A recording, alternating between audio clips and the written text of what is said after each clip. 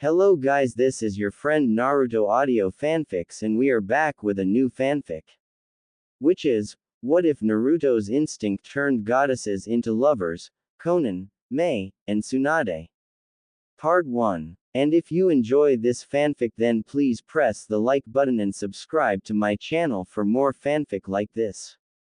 And now let's start the fanfic. October 10th was just another normal quiet day in the Hidden Leaf Village. Everyone, civilians and ninjas were walking around enjoying the cool air of the night. However, all good things must come to an end. A voice yelled in a private room of the hospital. Damn it, Minato, you did this to when this is over I'm going to castrate you, I swear, the voice yelled again. I'm sorry Kiyomi-chan, but just hang in there, it will all be over soon, you're almost there, said Minato. If you are wondering, yes, this is the same Minato Namikaze, the Yellow Flash and Konoha 4th Hokage. You may wonder what's going on. Well, long story short, Minato and Kiyomi are having a baby. You may wonder why the room is private. The answer is simple. The Uchiha clan are against relationships between an Uchiha and non-Uchiha. However, Minato and Kiyomi have been seeing each other in private since they became genin.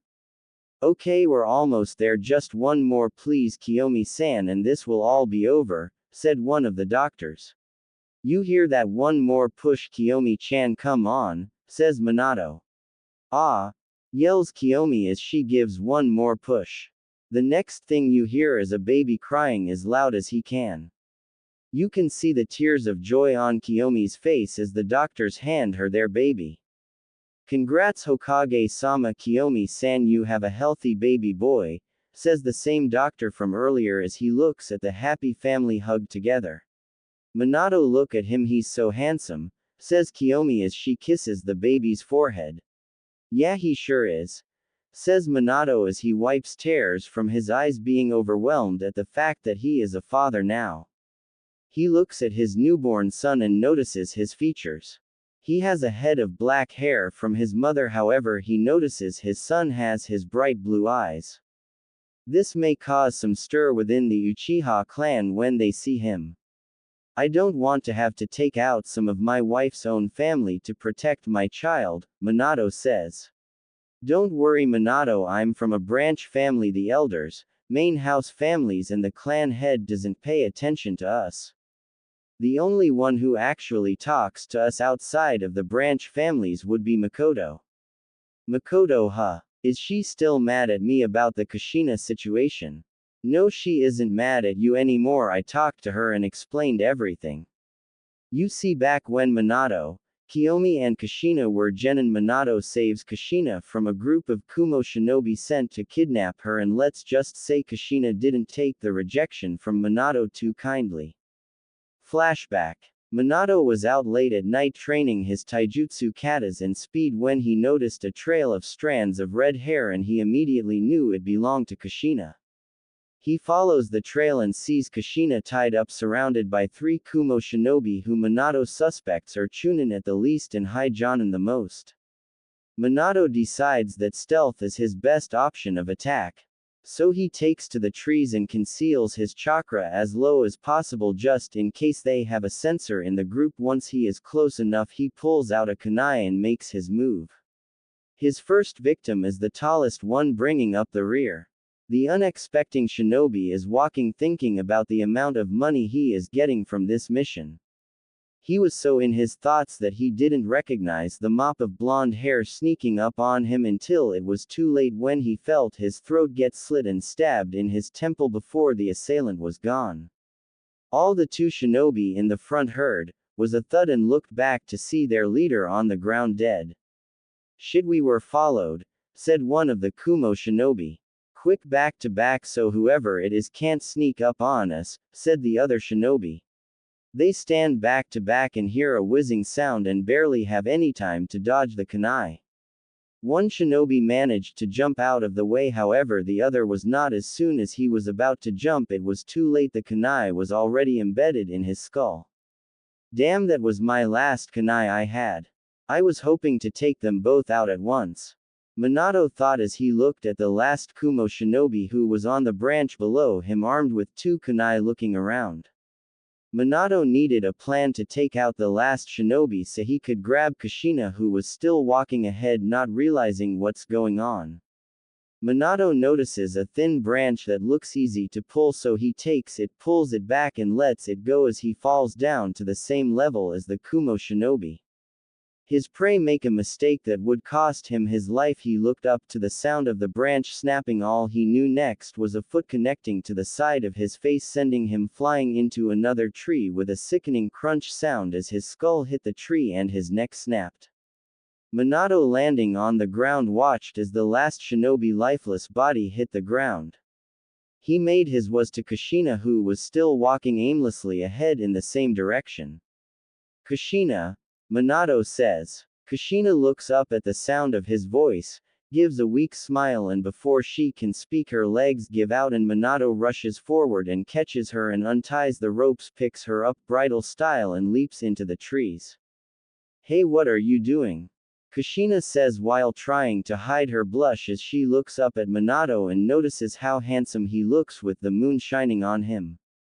I'm rescuing you. What does it look like I'm doing?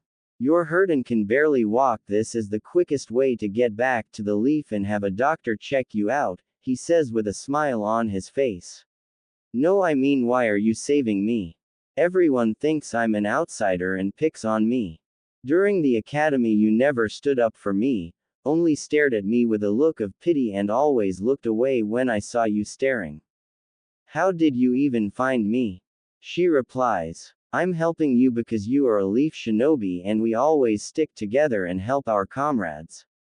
I never stood up for you in the academy because I knew you could handle yourself against those bullies. I always stared at you because you were cool and I was hoping we could become friends one day, but you looked at me as if you wanted to hurt me as well, so I never bothered and I found you because I seen the trail of red hair you left behind and I immediately knew it was yours. While he is talking she is looking up at him with a slight blush on her face that he doesn't see due to him looking ahead leaping through the trees. Hey Minato. Ya Kushina wa. He was cut off by her lips meeting his eyes are wide while she stops and has a huge blush on her face. After a moment of silence due to him getting his brain functioning again and her looking away with a nuclear blush on her face. Minato speaks. Kushina, I am sorry but I can't be with you if that's what you are hoping for. I'm sorry. At this she explodes. What do you mean you can't be with me? You were the only boy I've kissed and I love you but you want to reject me. Are you serious? I'm sorry Kushina but I have somebody else and we've been together ever since we became genin. I am sorry but if I never met her I would be open to dating you or seeing where this goes, but for now all I can give you is friendship. Kushina still mad replies. Whatever Minato, just take me to the damn hospital. After Minato takes her to the hospital he heads home but stops at a training ground where he sees his girlfriend Kiyomi training her shuriken jutsu, and before she can start again she notices Minato but the look on his face is a look of sadness and guilt. She asks what's wrong and he breaks down and tells her everything. She comforts him over his first 3 kills and although she was originally mad at the kiss it wasn't his fault and she couldn't blame Kushina since she didn't know. After Minato calms down he thanks him with a kiss and goes home. The next day he is at the academy waiting for his team assignments when an enraged Makoto comes up to him and yells at him accusing him of using Kushina to try and get in her pants, calls him a loser and a horrible person and walks away leaving a stunned Minato and crowd. Flashback end. After that Makoto became cold to Minato and had a deep hatred towards him even after Minato and Kushina made up. They even became friends. Actually they were more like brother and sister. That's good. I was hoping our kids would be friends. She recently had a son a couple months back, right? Yes, she named him Sasuke, she replies.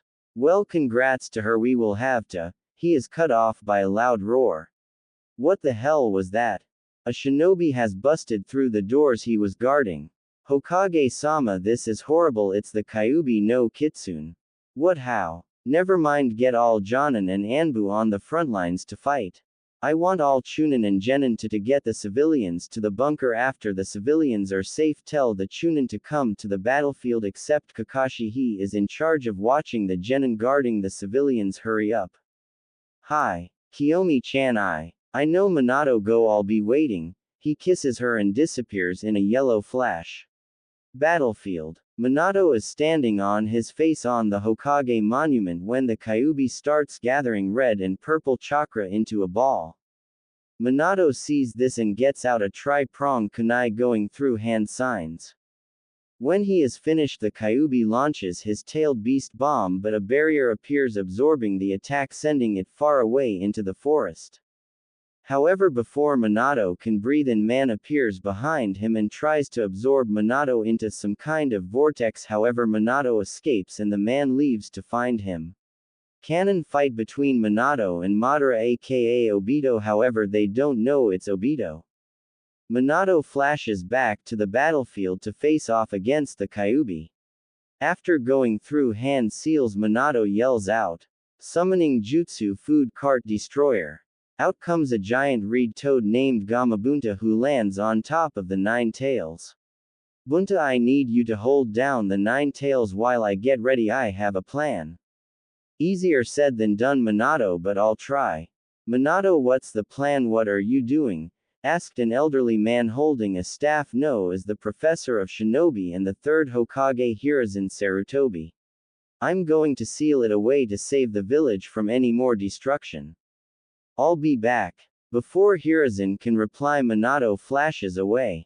Hospital Kiyomi room. Minato arrives at Kiyomi room to tell her his plan, and what he sees before him is heartbreaking. Kiyomi is dying while shielding her from the ki and demonic chakra in the air from the Kyuubi. She smiles weakly at Minato with tears in her eyes, knowing she won't live after tonight.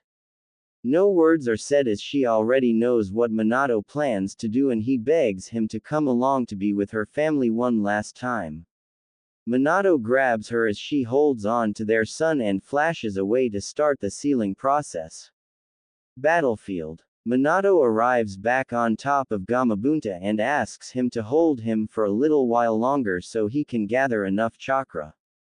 Once he has enough chakra, he flashes himself, his family, Gamabunta and the Kyuubi away.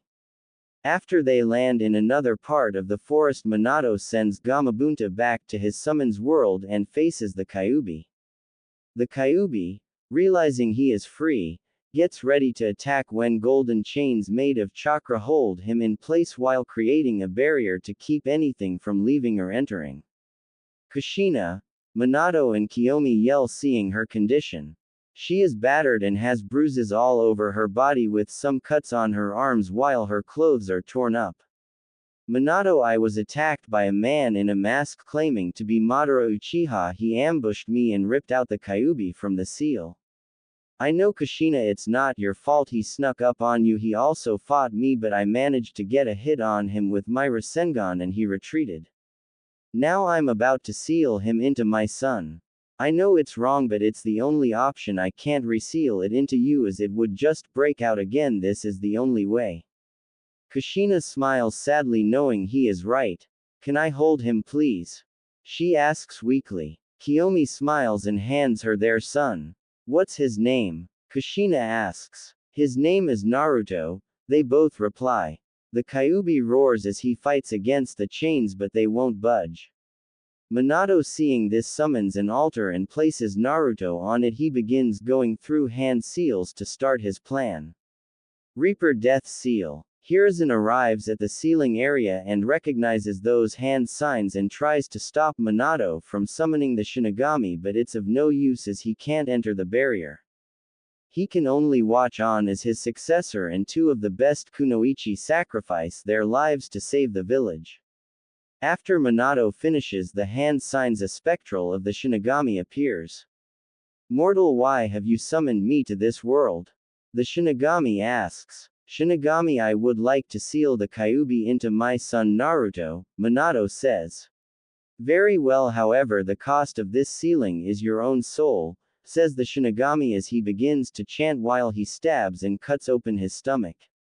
After the chant is done, the Shinigami reaches out and his spectral-like hand goes through Minato as he winces from the pain.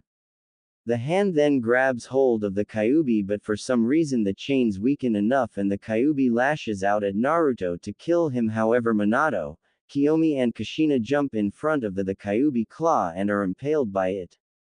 On the outside, Hiruzen can only watch in horror and sadness as all of this is happening when two Anbu appear behind him. Hokage-sama, the civilians are secure in the bunker with Genin on watch with Kakashi Hatake on standby, says one Anbu. Good, I want you and all available Chunin and Jonin Anbu to start looking for any and all casualties while you two stay with me. Hi Hokage-sama, they reply. Both Anbu leave, however both Jonin stay behind. In the barrier, Minato and Kiyomi have just finished saying their last words to Naruto. Kanon's speech just replace Kushina with Kiyomi. Meanwhile, Kushina says a few words of her own. Naruto, this is your Oba-chan. I wish we could have had more time to be together. You would be like the son I never had. I leave to you all the Uzumaki sealing items. It's all I have left in life. Something tells me with you being the son of Minato you will be interested in Fuinjutsu. She pauses to cough, but blood comes out. I know how the life of a Jinchuriki is. It will be hard, but you can't let the hate and anger of the Biju take over. You must counter it by love and happiness. So please, no matter what happens, do not go down a dark path in life. I love you. I wish you the best in life, she finishes with tears coming down her face. Minato looks on, sad that neither will be allowed to live to raise his son, but trusts the Sandaime to look after him. He smiles as he says his finals word. Seal. The Kyuubi roars one last time as he is sealed inside Naruto. After the seal is complete, the Shinigami removes his hand from Minato while removing his soul. At the same time, Kushina and Kiyomi both fall to the ground on their last breath. The barrier drops and Hiruzen and the two Jonin with him come rushing in. Kiyomi, Kushina, hang in there. I have medical help on the way. It's no use, Hokage-sama. We're done here. It's time for us to move on. Kiyomi says, his name is Naruto. She says, motioning to her baby boy, I want you to give him Kushina last name of Uzumaki. I don't want him to be used as a weapon for the Uchiha clan if he awakens the Sharingan, and he can't take Minato last name due to Iwa being willing to do anything to kill him or his legacy. Wait until he is a Chunin or Jonin to tell him about us. Unless he awakens his Sharingan, you can tell him about me, but you must not tell him about his father until he is Chunin or Jonin, or when you deem him worthy of knowing. I left him all my notes on my taijutsu style. If he is like me, he won't be really good at the Uchiha style of taijutsu even with the Sharingan. She reaches in her robes and pulls out a scroll. This is for him from me. I want you to give this to him after you tell him about me. Minato has one as well, but it is sealed in your office with a blood seal only able to be opened by Naruto. Please take care of him, Hiruzen. That's all I ask, please. I love you, Naruto. She kisses her son one last time before she takes her last breath. Hiruzen looks down in sadness with tears in his eyes. He looks over at Kushina and sees that she is no longer breathing but has a scroll in her hand and assumes it's for Naruto, so he takes it and puts it away. As that happens, the Jonin appear and help him with the bodies, looking down in sadness and hatred at the bodies of the Hokage and two of the most powerful kunoichi from the Leaf Village and the newly born Jinchuriki who they wish they could kill. Hiruzen, seeing the hatred in their eyes, can only sigh as he knows he would have to retake the mantle of Hokage to protect Naruto. They collect the bodies and leave to deal with the backlash of the attack. These were some of the things being said by the civilian council. You may wonder why. Well, Hiruzen Sarutobi just announced to the council about Naruto being a Jinchuriki, and as you can see, things did not go so well. Having enough of the bickering and screeching of the civilian council, he lets out an enormous amount of ki, which causes everybody to be quiet and stare at him scared. Well, the civilian side of the council is scared, the shinobi side and's clan heads are smirking or openly laughing except for two who have stoic looks on their faces, these two being none other than Fugaku Uchiha, the head of the Uchiha clan, and Hiyashi Hyuga, head of the Hyuga clan. Naruto will not be killed, and that is final. If you kill him, then the Kyuubi will just be released again and we don't have another seal master like Minato or Kushina around to seal it. That is when a man with pineapple hair and a lazy look on his face that makes him look like he is sleeping spoke up. Hokage-sama, not that I am against Naruto, but we still have Jiraiya as our final remaining seal master. Says Shikaku, head of the Nara clan. Yes, we do have Jiraiya, however, as great as he was at seals, something like sealing a tailed beast as powerful as the Kyuubi, at best he would be able to suppress it with another seal should it try to break out. Compared to Minato and Kushina, Jiraiya was an amateur in sealing despite him being a seal master. He hasn't mastered the Uzumaki level of sealing like Kushina has, and Minato was well on his way to mastering them before he perished. Hiruzen responded. Suddenly a man with bandages over his right eye, short shaggy dark brownish hair with a scar on his chin, speaks up. Hiruzen, what has happened to the Uzumaki Fuinjutsu scroll? If you would like, I can hold on to them for safekeeping, for you, and keep them out of the wrong hands, he says while barely hiding his hunger for knowledge. That is a question I cannot answer, Danzo, for Kushina was the only person who knew where they were and what would happen to them should she die. Hiruzen calmly replied to the now named Danzo, who had to hide his frustration at not being able to get his hands on something so powerful. Hiruzen, however, had a good idea where all the Uzumaki Fuinjutsu notes and scrolls were, and it might have something to do with the scroll he found in Kushina's hand. Getting over his anger while hiding it rather well, Danzo tries makes a suggestion. Very well, however, this brings up the question of the Jinchuriki. If you want, you may hand him over to me and I can give him the proper training and conditioning to use his powers, make him a powerful tool. He was cut off by Hiruzen. No, Danzo, you will not be getting Naruto to turn him into a mindless weapon to use at your own disposal. Now, with the passing of Minato, I will be taking over as Hokage once again, starting now. He says there were no objections except from Danzo and the two elders, but he ignored them. Now the status of Naruto being a Jinchuriki is now a S-classed secret and nobody will speak on it. No one of his generation shall know about it, nor will any harm be done to the boy. Minato wants him to be seen as a normal boy and not the beast he contains. The punishment of revealing this is death. Do I make myself clear? He yells out the final part, adding ki to get his point across. Everybody nodded. However, the civilian council and elders have already begun plotting ways to harm the Jinchuriki or break him mentally to become a weapon for the village. Now onto the casualties and repairs we need to make for the village. He say while on the inside he is thinking, I'm too old for this shit. 4 years later. And stay out, demon, yelled a lady who looked to be in her mid-30s. That was what he has been called since he can talk and understand what people were saying. Why they called him this he didn't know, and nobody would tell him. He had no friends in the orphanage except a girl with 2 buns in her head. However, she was adopted a little over a year ago, so he was alone now. He knew his name only because of an old man he liked to call his. Gigi always reminded him of his name and showed him kindness. This man was the 3rd Hokage and the only other person in the village to treat Naruto with respect and showed him love.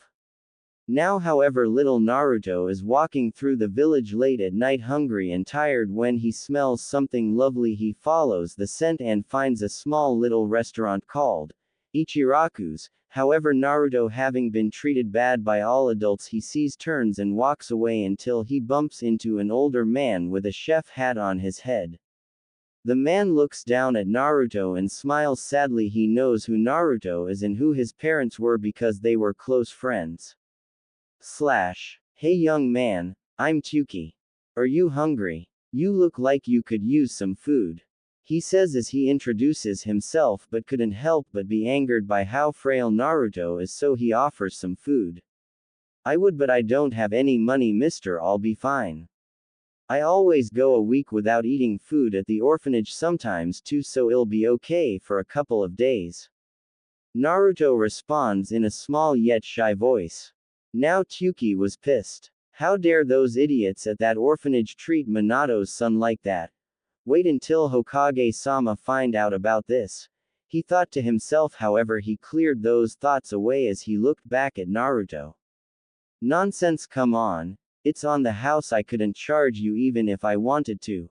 He says and grabs Naruto by the hand and leads him into his shop. When Naruto sits down, he is greeted by a girl maybe 5 to 6 years older than him. Hi, welcome to Ichiraku's Ayame. The girl says with a smile, holding her hand out.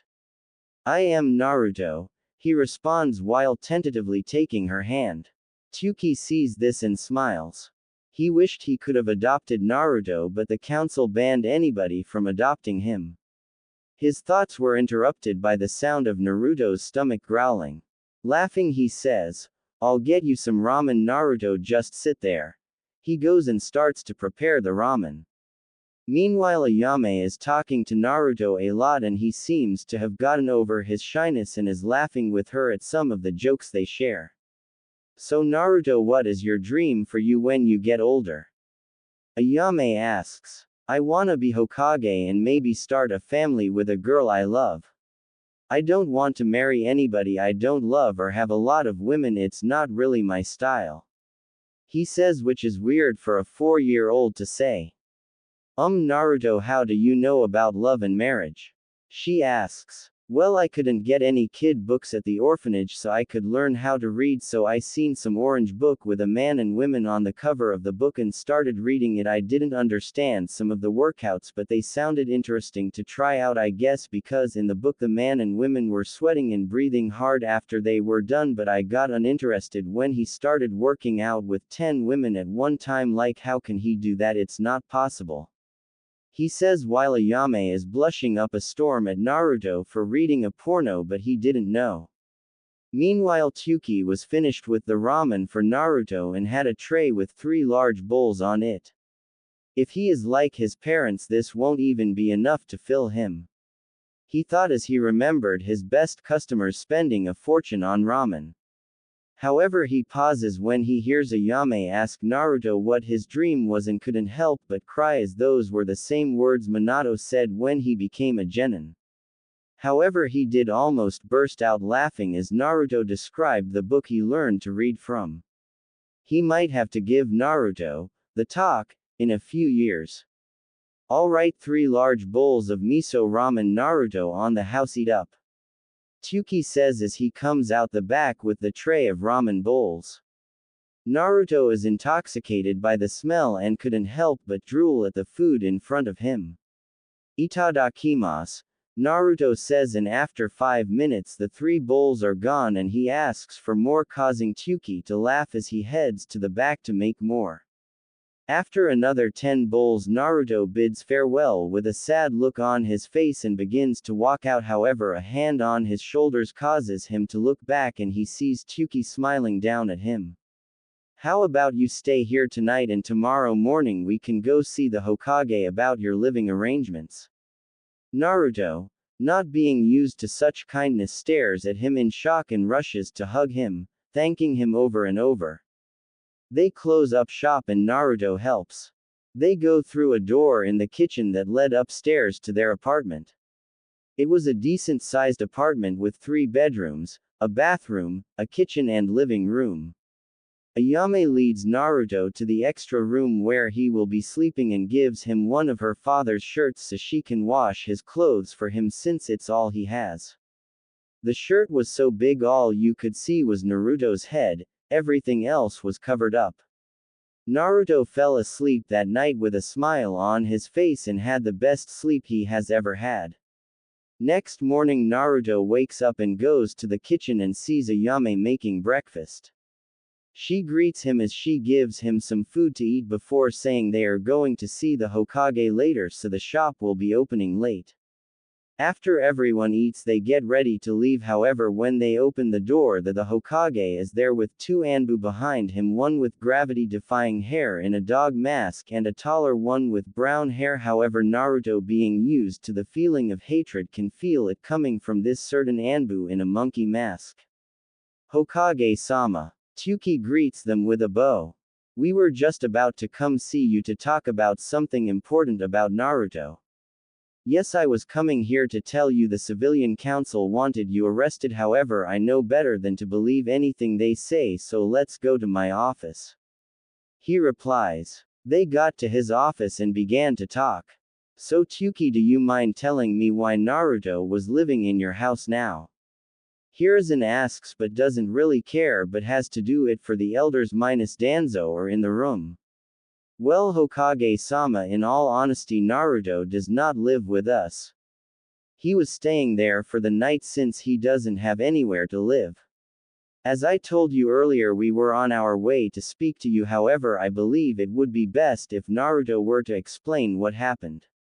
Tsuki replies. No, that boy has nothing to say during this meeting, we won't hear it, says the old lady who is one of the elder advisors named Kaharu.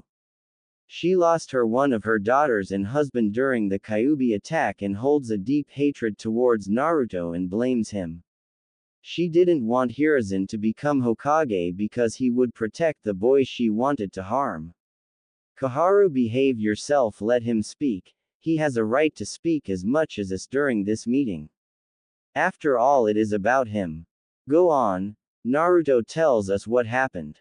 Replied the other elder advisor named Homura. He lost family as well to the beast when it suddenly attacked, however he had his suspicions about the attack because as far as he knew Minato just checked the seal the day before and seen Kushina's condition before the burial and noticed it looked like she was on a serious fight. He didn't blame Naruto. Hell, he felt sad for the boy knowing what he contained. He wasn't against Hiruzen becoming Hokage despite voting against him, he was only looking out for his friend teammate's health and believed the stress would kill him. Naruto, nodding at him, told them everything from how he was treated in the orphanage to him being kicked out, however what he said next shocked everyone. I know about the law that prevents anybody from adopting me for being a demon and disgrace to the village. The lady at the orphanage made sure to tell me that every time somebody was adopted, especially when my only friend was adopted and taken away, but I will not say her name, I don't want her treated badly like I am. Is it possible for me to have my own place? I know how to clean since the orphanage had me cleaning up every day while they took all the kids out to play or walk around the village.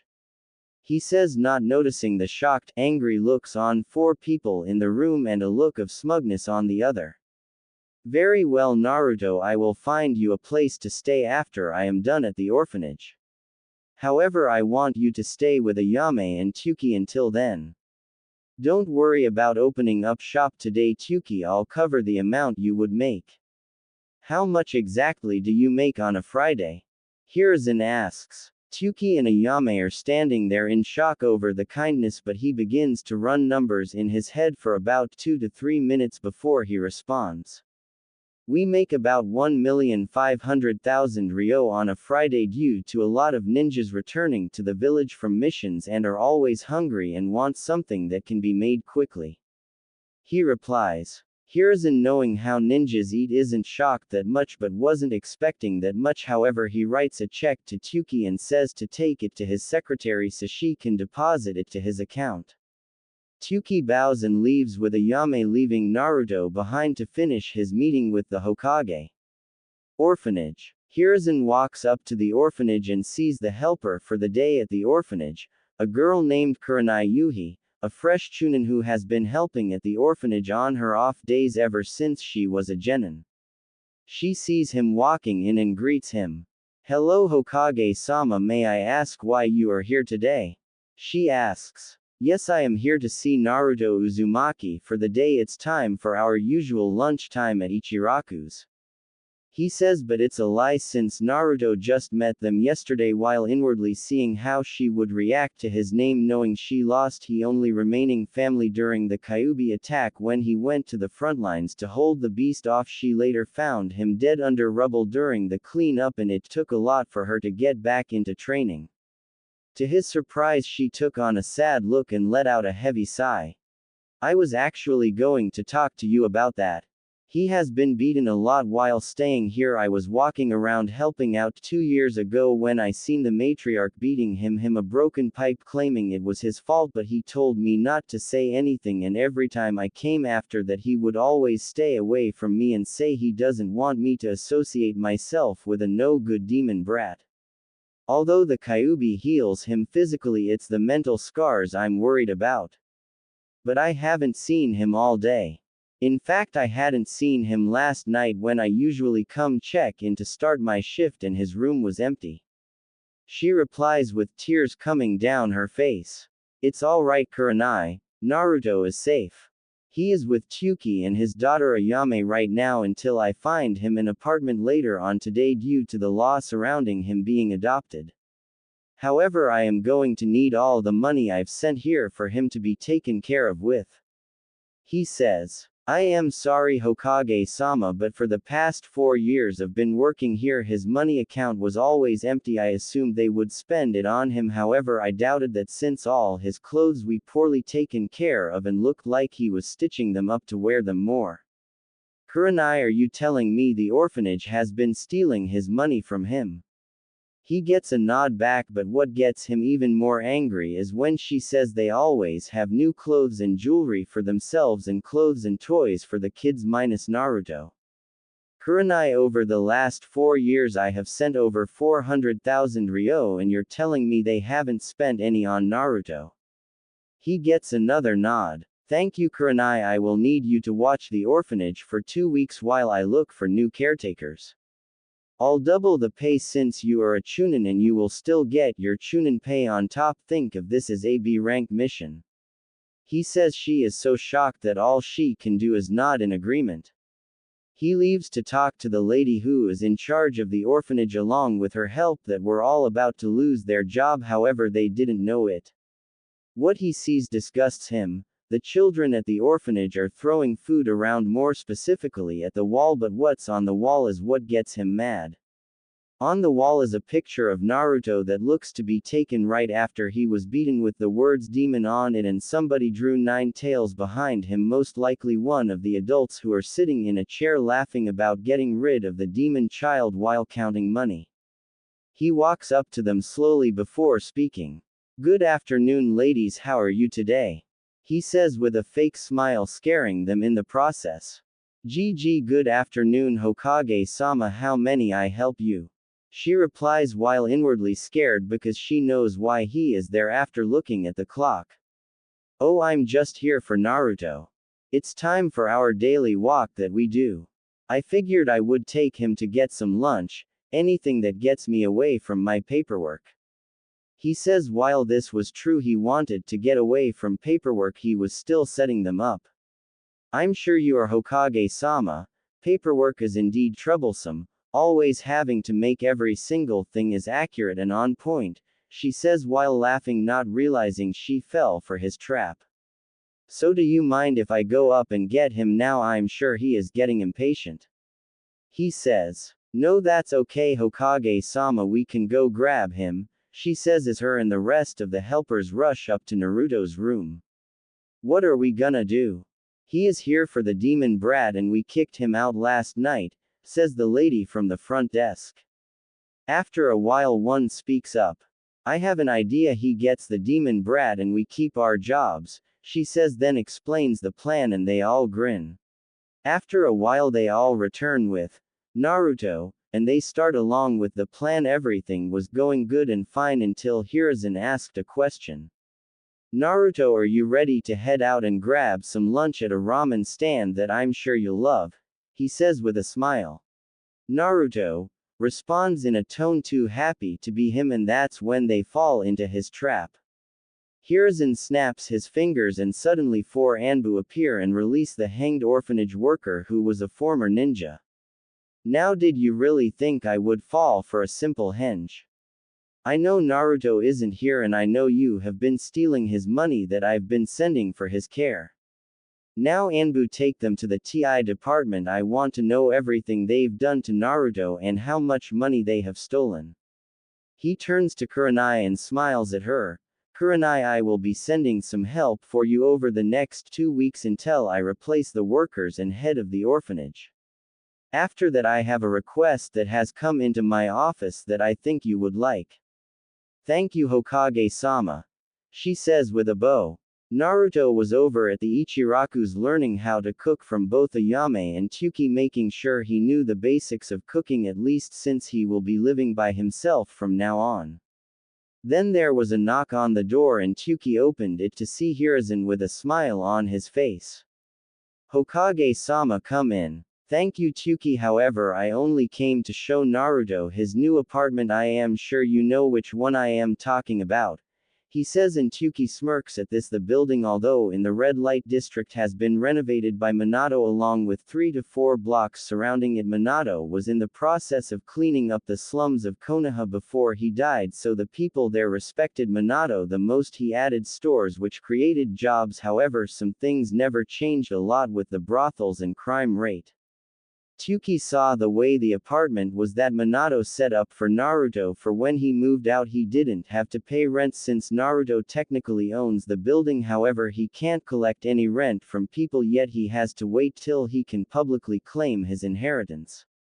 Naruto's apartment was set up with 2 bedrooms, 2 bathrooms with one being connected to the master bedroom, a kitchen with everything included, and a living room that already has couches in it and a coffee table.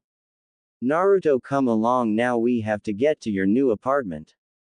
Hiruzen says. Naruto nods and gives Tsuki and Ayame a big hug and goes to his new apartment with his Gigi.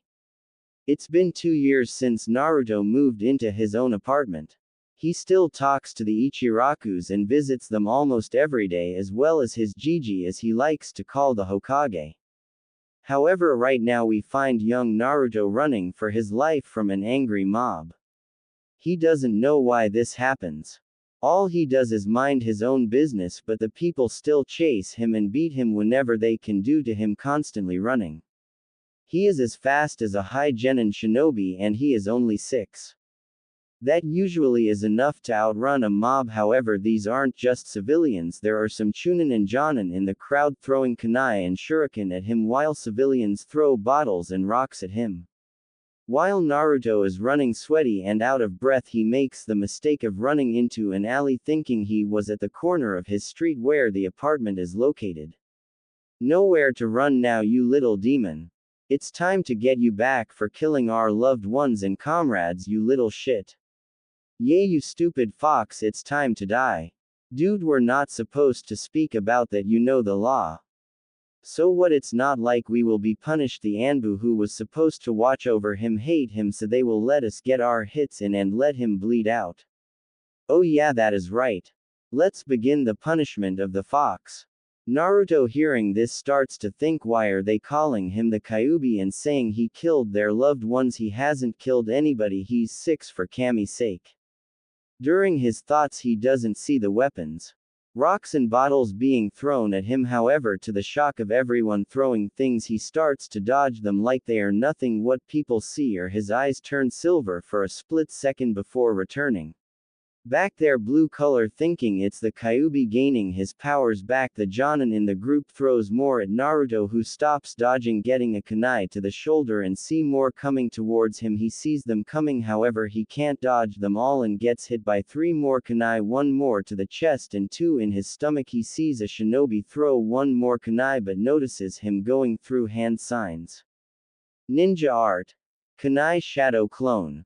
The 1 kunai turns into 12 and they are coming at him, however they slow down and he moves out of the way. What everybody in the mob sees shocks them. His eyes turn red with 1 tomo in his right eye with 2 in his left eye. That's when things get worse. Do you see his eyes? Is he an Uchiha? No, it's a trick. The demon must have killed an Uchiha and stole his eyes. Let's kill him. They proceed to punch, kick and stab Naruto with the kunai they found, however they are all stopped by an enormous amount of ki and the sound of chirping birds. They turn around and see the Hokage with Anbu Captain Dog next to him, are Raven and Weasel both with the Sharingan activated. Anbu, Hiruzen barks out. "Hi Hokage-sama," they say together. "Kill them." Next thing they know is a complete massacre of civilians and ninja alike. After the massacre is over, Hiruzen looks at Dog and asks him. Dog, who was supposed to be guarding Naruto tonight, he asks. "It was Boar and Mouse, Hokage-sama. I want them found and sent to the T&I department to get everything out of them, then kill them." Hi. Dog vanishes in a shunshin to find them and take them to the T&I department. As this is going on, Weasel and Raven have finished cleaning up and disposing of the bodies, however they turn to look at Naruto, who is being helped up by a blonde girl that nobody realized was there. He looks at her and smiles while she looks away blushing. She says her name is Samui, which he tells her his name, however she has to leave due to her parents looking for her. Once they find her, they see the Hokage and Anbu and bow to them, however they sneer at Naruto, which causes him to flinch and look away. Before Samui leaves, she tells him to meet her in a certain clearing in the forest in 2 days if he wants to play. He smiles and thanks her as she leaves. He looks up at the Anbu and they gasp at his eyes and look at the Hokage for answers, who only said one word. "Shit." Hiruzen mutters, "Grab him and go back to my office." Hokage office. "Okay, I know all three of you have questions, so I'll start with Raven and Weasel. However, Naruto, what you are about to see and hear cannot be spoken of. Do you understand?" He says, getting a serious nod from Naruto. He sighs. Weasel and Raven, remove your masks. They do as told and reveal 2 black hair boys, however one has 2 long marks on his face with 2 bangs framing his face and the rest of his hair tied in a ponytail going down his back. This is the current heir of the Uchiha clan, Itachi Uchiha. However, next to him is another guy with short spiky black hair with a smile on his face that gives warmth compared to the stoic look of Itachi. This man is Shisui Uchiha, best friend of Itachi and cousin of Kagami Uchiha. Now Naruto, I'm sure you have questions and I will answer them for you. Naruto nods and fires off all his questions. Why was I able to dodge all those kunai and shuriken? Why do the people of this village treat me like that? Why did they call me the Kyuubi? And where was my damn Anbu guard? Naruto, the reason you were able to dodge those shuriken and kunai is because you have unlocked a dojutsu belonging to the Uchiha clan from your mother. He says, getting a gasp from all 3 occupants in the room. Now, before you get mad at why you were not raised by the Uchiha clan, is simple. 6 years ago on your birthday, the Kyuubi attacked the village. Nobody knows why though. However, it was up to Minato, who you know was the 4th Hokage, to stop the beast, but it was only by sealing it away, and he needed a newborn baby, and seeing as how you were the only baby born, he had no choice but to use you for the sealing process, thus making you a Jinchuriki, or power of human sacrifice. Now this does not make you the Kyuubi itself, only the container. Now as to why you were not raised by the Uchiha clan is because the Uchiha clan head and elders would have tried to break you mentally and use you as a weapon, and I know that Minato did not want you to be used as a weapon but seen as a hero and live a normal life. However, I messed up by revealing your Jinchuriki status to the council. However, I had no choice in the matter, as the Jonin who were with me at the time already told the elders and some of his ninja friends what happened. I did make it as rank law to not speak of it or harm you in any way to protect you. However, it seems nobody took me seriously, which is resulting in deaths of civilians and shinobi alike. He explains. As for the Anbu guards that were supposed to watch you, apparently hated you for holding the Kyuubi as well and left their post and let you be caught and beaten, nearly being killed. However, I had dog track them down, sent to the T&I department. Naruto nods at that, still getting over the fact that the Kyuubi is sealed in his gut. However, he realized something. Hey Gigi, you never answered my question about how I was able to dodge all those kunai and shuriken. Before Hiruzen could speak, Shisui spoke up for He did answer your question. It is due to your Sharingan everything slows down for you, allowing you to dodge and anticipate and predict your opponent's movements. He replies. Then Itachi spoke up. What Shisui says is true, however you are a special case. Most people when they unlock the Sharingan only have one tomo in each eye, however you have one in your right eye but two tomos in your right eye. He explains. Yes, I understand that. I'm talking about before the Sharingan unlocked. I was just standing there waiting for the kunai and shuriken to hit me, but I felt hot and my body started to dodge on its own like I had no control over my movements. I'm sorry Naruto, but that we cannot explain as we have never heard of that happening before. Hiruzen says, getting nods from Itachi and Shisui. Okay, I doubt it would happen again. So who was my mother? You mentioned she was an Uchiha but never said her name. He sighs as he knows this will cause a problem. Your mother's name was Kiyomi Uchiha. He says, getting a wide-eyed look from Itachi and Shisui. What? Shisui yells as his Sharingan flared to life. Yes, it is true Shisui, he is your sister's son.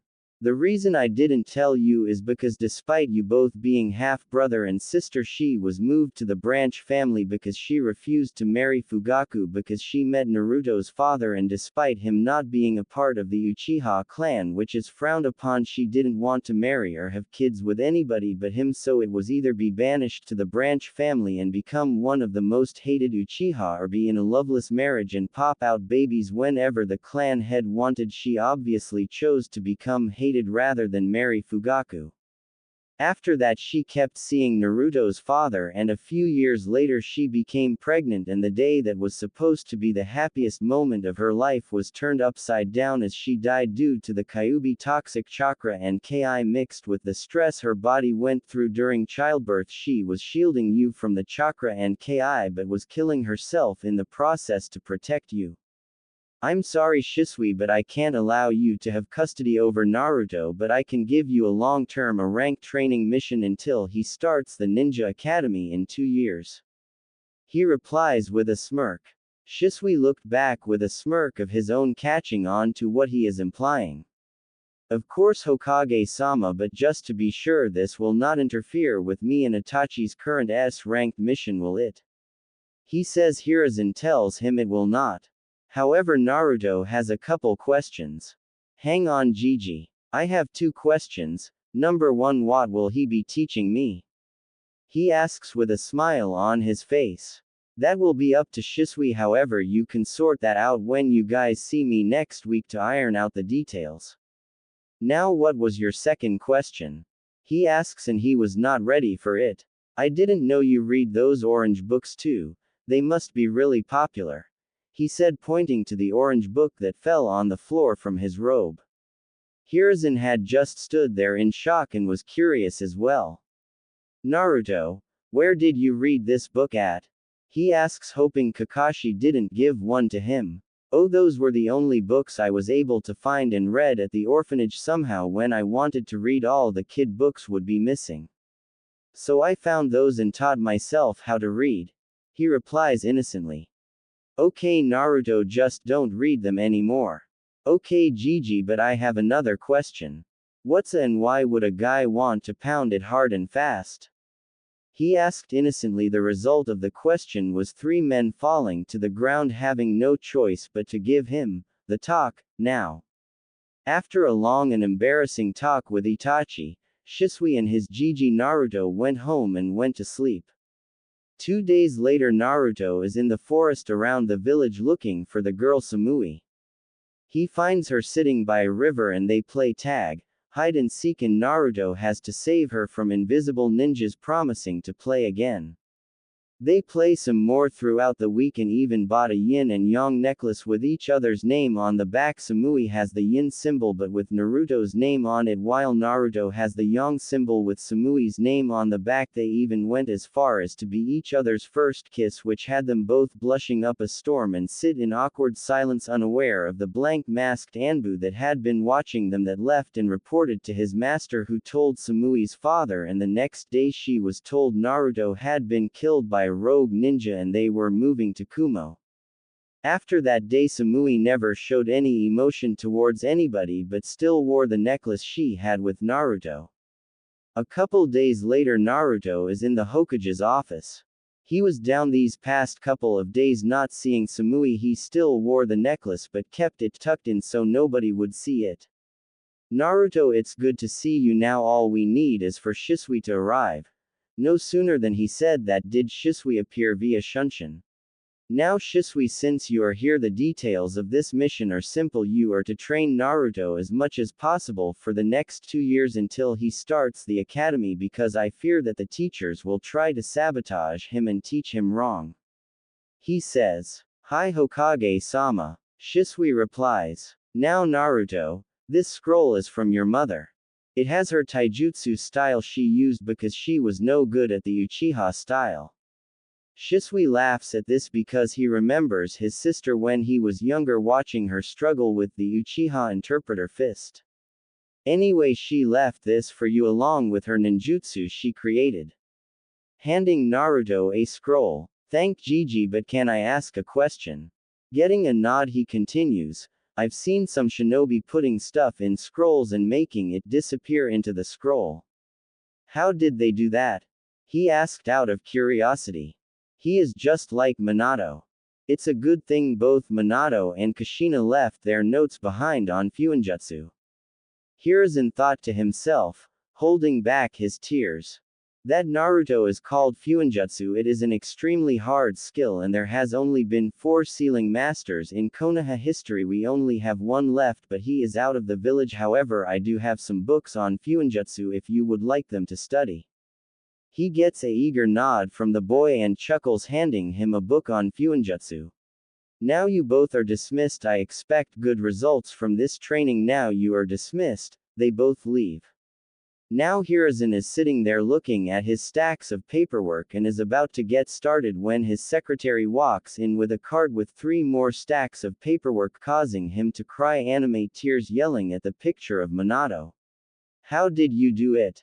Causing his secretary to walk out with a sweat drop. In the training field, Shisui is sitting with Naruto going over what he will teach him. Okay Naruto, first things first, I'm going to teach you how to unlock your chakra. After that we will be working on your taijutsu, ninjutsu, shuriken jutsu and genjutsu. I'll leave the fuinjutsu to you since I know nothing about it. Finally we will work on upgrading your Sharingan to its mature state. It becomes mature when you have 3 tomo in each eye like I do. As he turns on his Sharingan. Now I want you to sit in a lotus position and try to unlock your chakra. You've only unlocked a small amount due to the Sharingan activating, however it isn't completely unlocked. Try to remember what you felt in your eyes when the Sharingan activated and pull it to the surface, you understand? He gets a nod from Naruto and lets him begin. After about 3 hours Shisui was about to call it quits for the day, however he felt something coming from Naruto. Inside Naruto's mind, he was trying to search for his chakra when he wound up in a sewer-looking area with pipes leading in 2 different directions.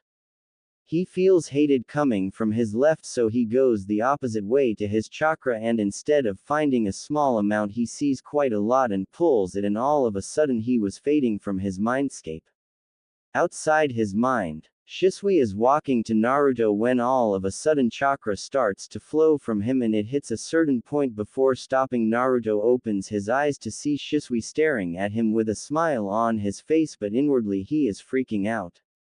Geez, he already has as much chakra as a mid-chunin. I need to teach him chakra control ASAP.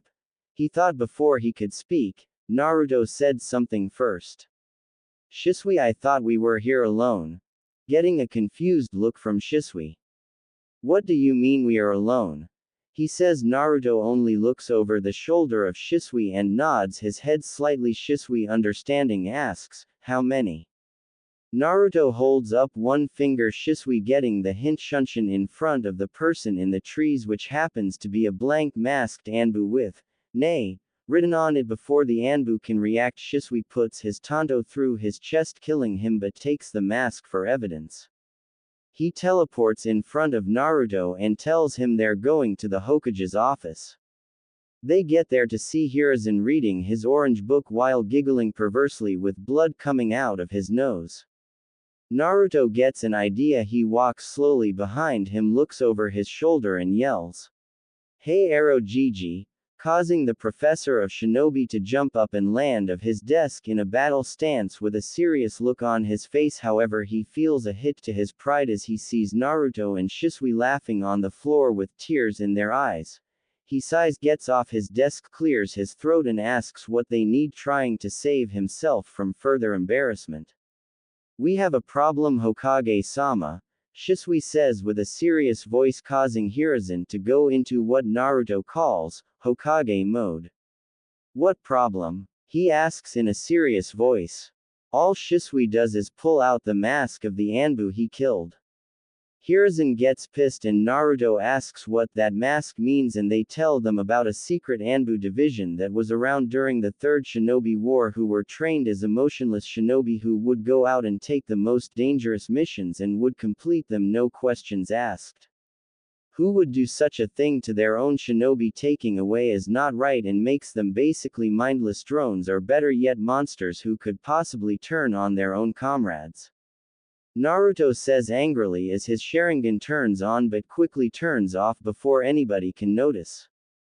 Hiruzen answered this question. His name is Danzo and he is cold and ruthless. He claims all he does is for the good of the village, but in reality it's for himself. He wants to be Hokage and tried to kill me once, but I couldn't put it on him due to him being able to his evidence as if it never happened.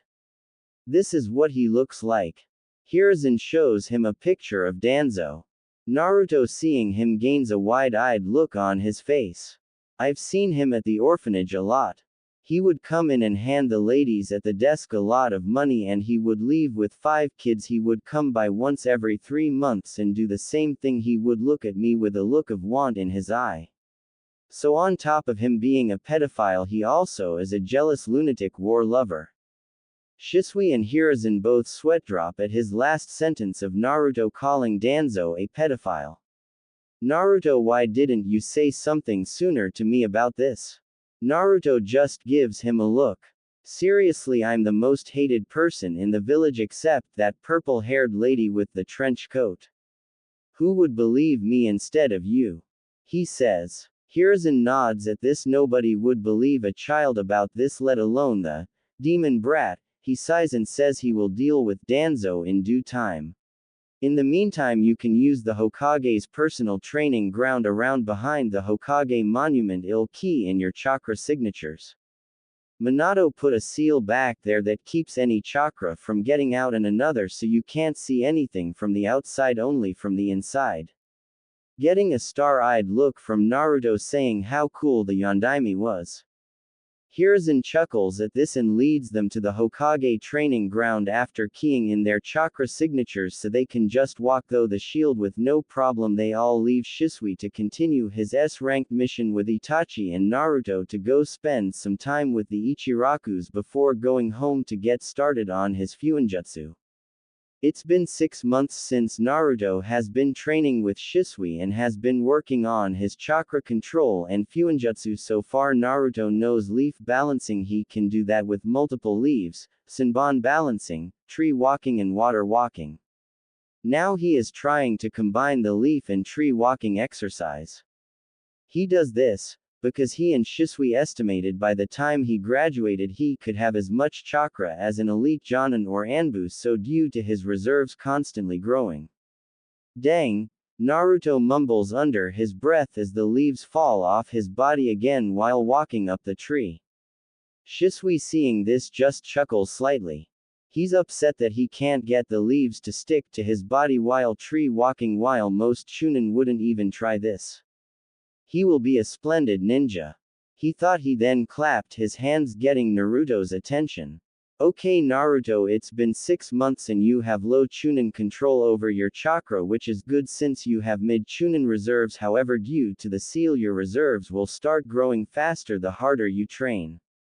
Now I want to know how far along you've come in your Fuinjutsu. He asks. Oh, that it's really easy. I'm already at level 3, so I can make storage scrolls, explosive tags, security tags, and my personal favorite, a tag that shoots out paint and feathers at anybody who activates it. He proudly says, getting a sweat drop from Shisui. Seriously, the hardest area to study in ninja training, and he makes a pranking seal as if it was nothing. I know he would be good, but not this good so fast, sheesh. Okay, I'm not going to ask about that last one. Getting a sheepish grin from Naruto. Now we will begin working on your taijutsu with and without the Sharingan, so you can get used to fighting with and without it. You never want to become too reliant on your eyes. Now let's begin. He says with an evil grin, scaring Naruto, who barely dodged the punch.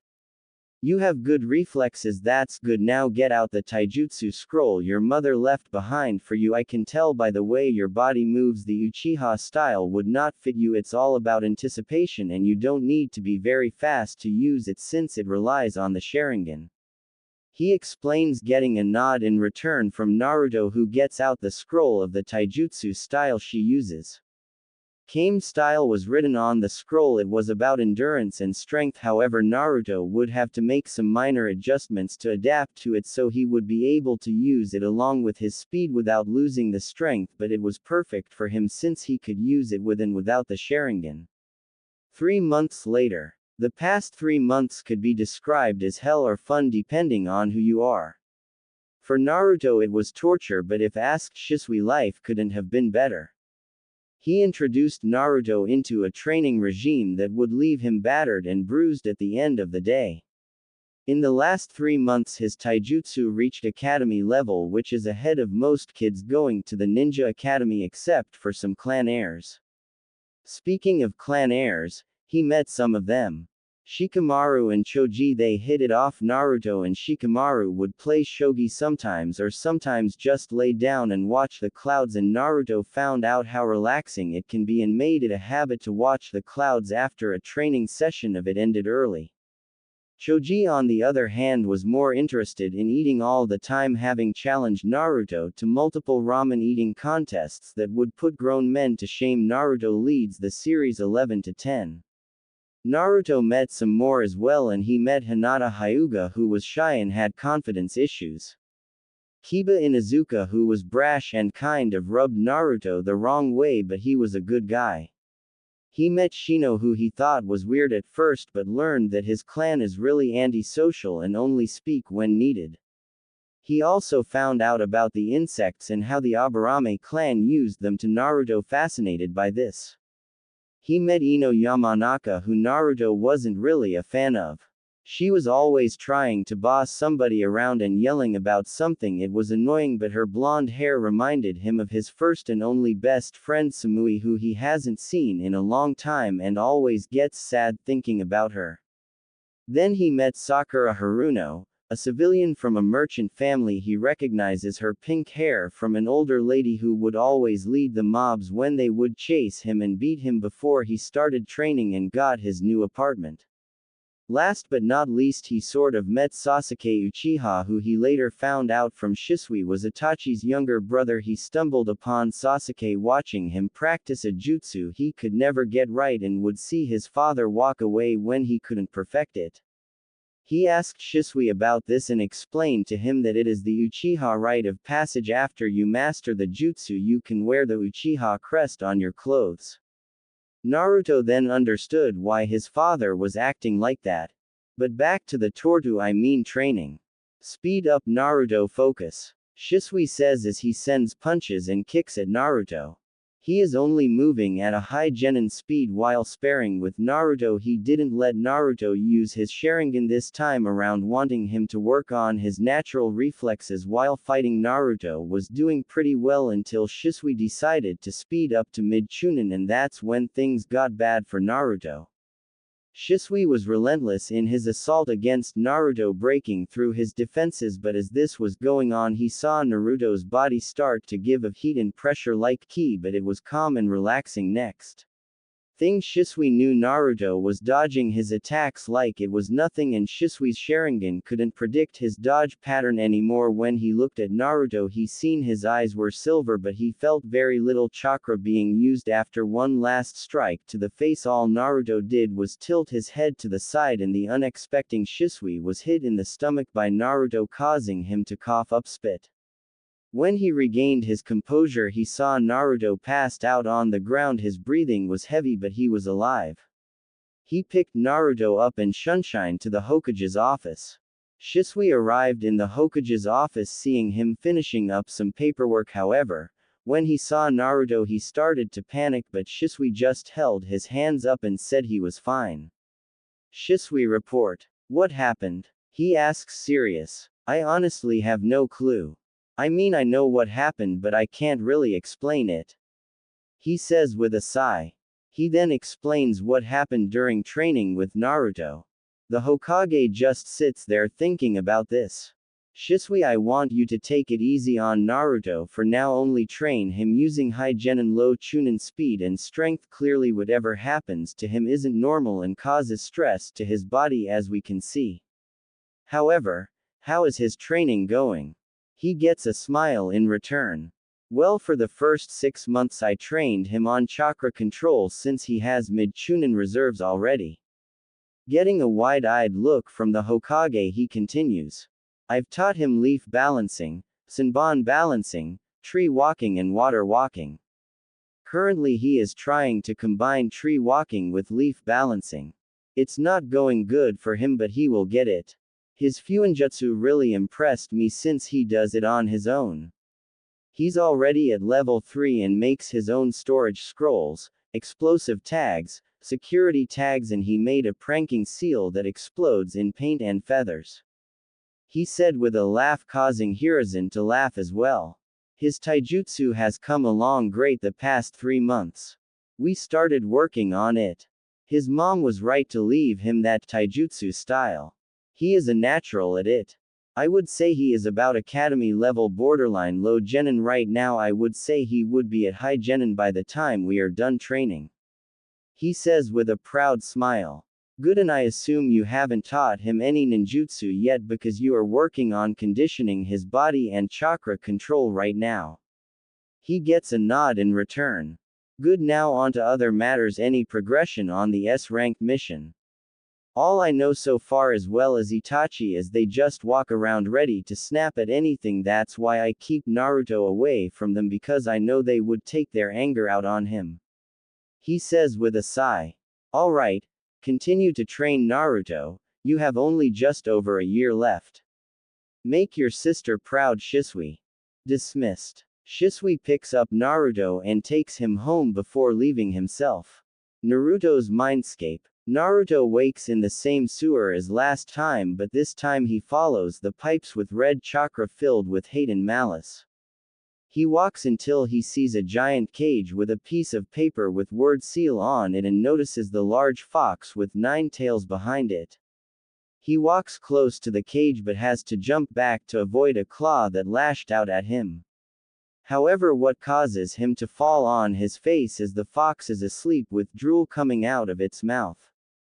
He takes a deep breath and yells, Oi fox, wake up, you're drooling.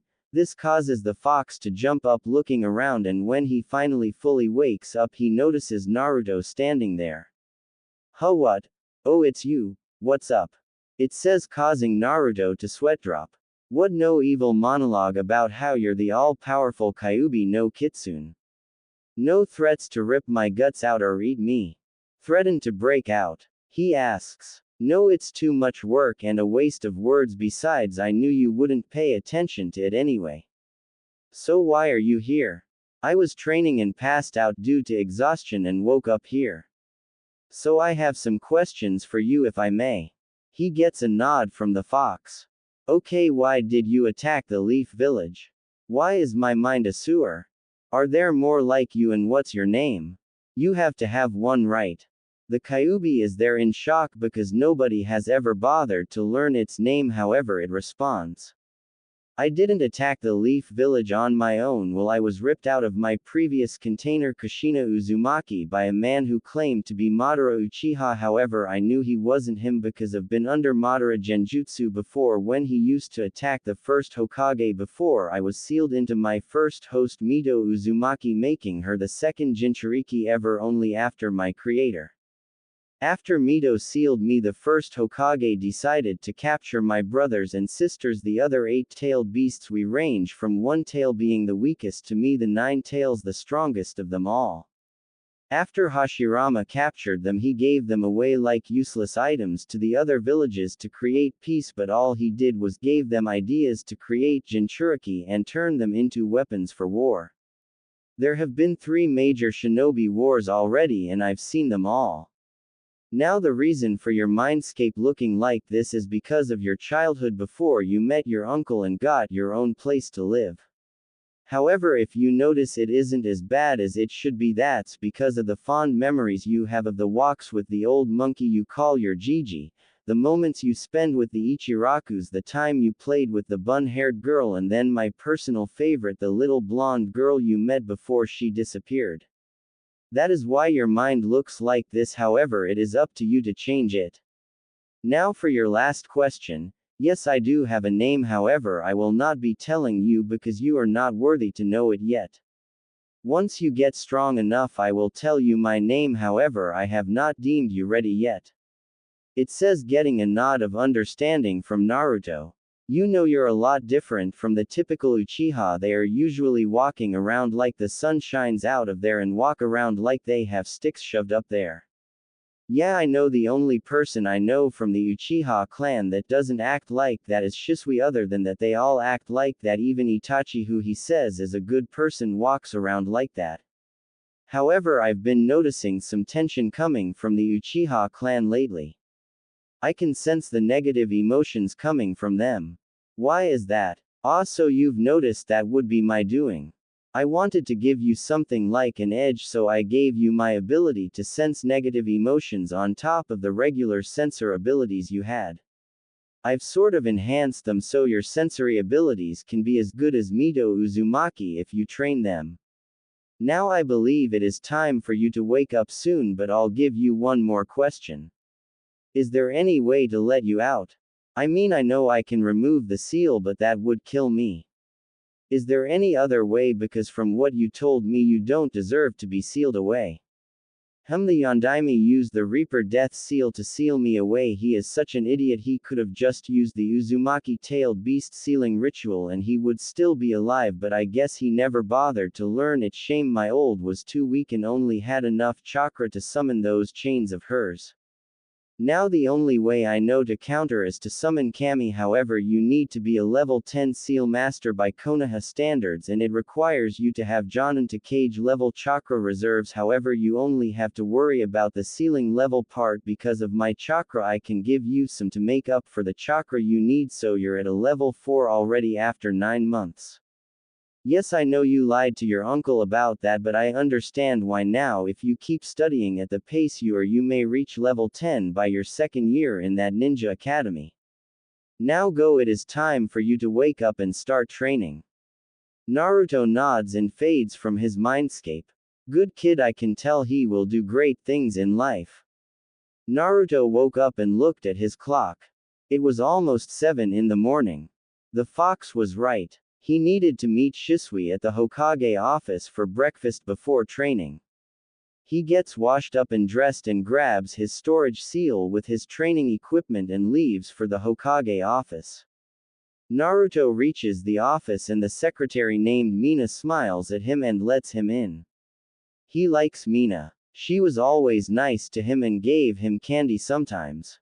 Naruto walks into the office and sees the Hokage Itachi, Shisui and the 3 elders, the pedophile Danzo as he likes to call him, the saggy tits old hag Kaharu and the cool old man Homura.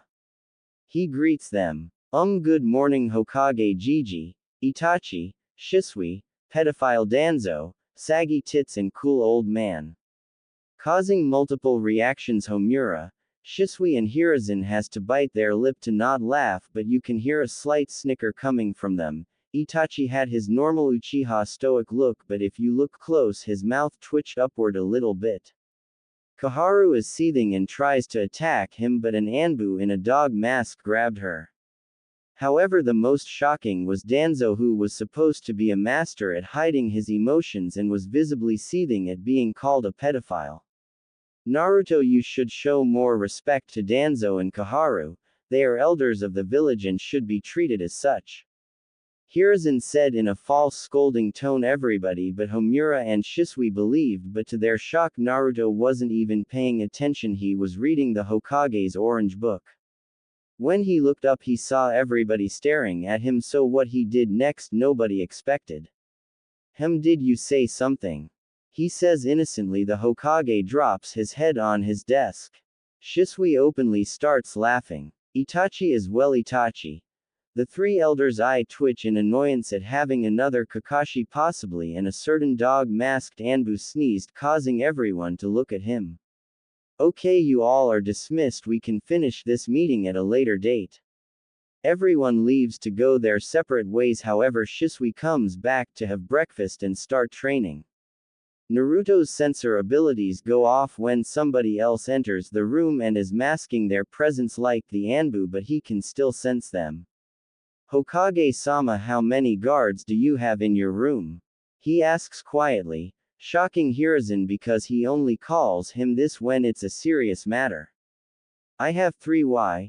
He asks. Instead of answering, Naruto grabs a piece of paper and writes on it, bookshelf closest to your desk on the left. Another person is there.